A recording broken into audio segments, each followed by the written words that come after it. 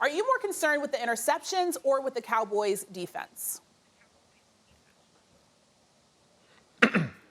Ooh, well, obviously, interceptions are a concern for anybody, especially when you enter playoff competition. That becomes a problem, especially when you go on the road and have to play against teams. And, you know, we're all looking at these teams right now and trying to give them style points. But it is about winning.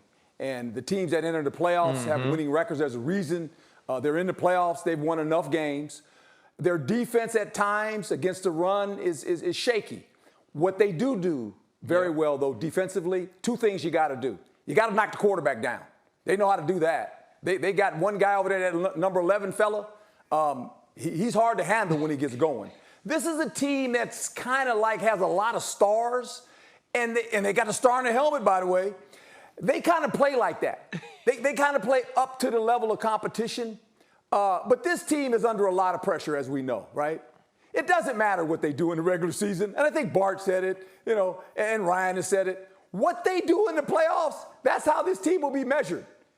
Can they win in the playoffs? Yes. They're going to be in the playoffs. Can you win games in the playoffs, Dallas Cowboys? That has been a problem for them. Well, like that's been a problem, and obviously it's been the last quarter century, and that's what we talk about with the Dallas Cowboys coming into this season. And Coach knows this, Bart knows this, C-Dub, you know it too. If you say that the Dallas Cowboys would have to shuffle their offensive line, they lose their starting nickel, they lose their starting left corner, that their quarterback would have been injured for 5 games, but after week 17, this team would be 12-4, I think everyone would take that. And you'll say you're also going to be 12-4 and you're going to have beaten the Philadelphia Eagles, although they had their backup quarterback. You're going to go to Minnesota and totally destroy the Minnesota Vikings. This is the team, or that is a year that you would accept as the Dallas Cowboys. And you would be confident going into the playoffs, being 7-1 against teams with 500 or better records, that you could compete with the elite teams in the NFC. And they can. I agree with Coach now, right? If you're turning the football over in extremely competitive games against elite level competition, it's going to be tough to win. If you can't stop the run in those games when you're playing teams like the Philadelphia Eagles, who can absolutely run it, like the San Francisco 49ers, who is based and whose foundation is the run, and also the Minnesota Vikings, who have Dalvin Cook, you're going to have issues. And even with all of that said, this team has 12 wins. This team has a quarterback that on his B day, on a day that's not his best, can take you on a 98-yard game-winning drive.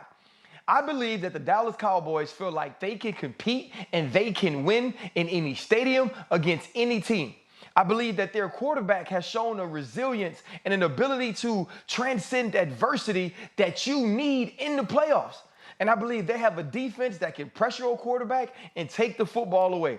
This team has everything that it needs to get to a championship, but they have to execute. They have to be disciplined enough to do all of these things on the same day for 3 weeks in a row in order to get to the big one. And that's the question. Can Mike McCarthy have this team ready to do that? And if they can, and if he can, this team can beat anyone. And we will not be surprised if they're in the Super Bowl.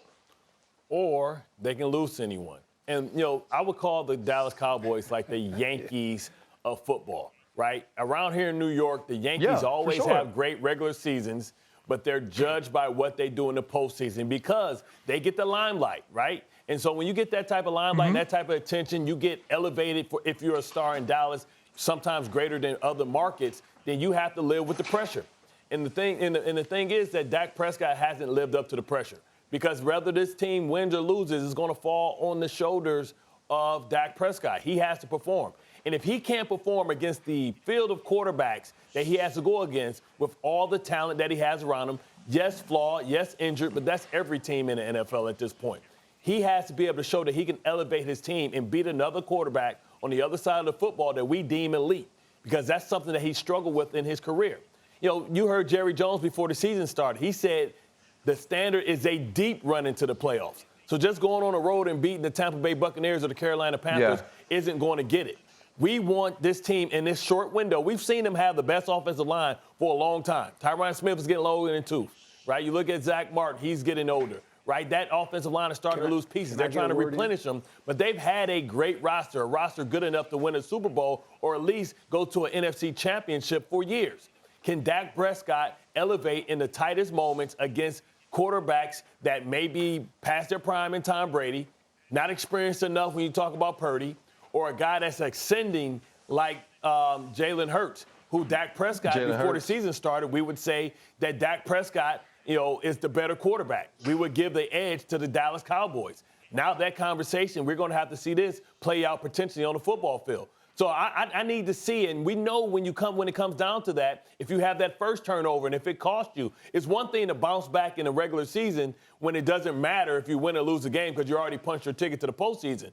But if you throw that interception, it's a pick six, you fall behind a quarterback or a team that's elite, you may not get another chance. And then what is going to be the narrative on Dallas? We don't want to hear about them being what they did in the draft the following season because it all falls on deaf ears because we've heard this before. We've seen this before. And last year we saw this, and they still lost in the first round.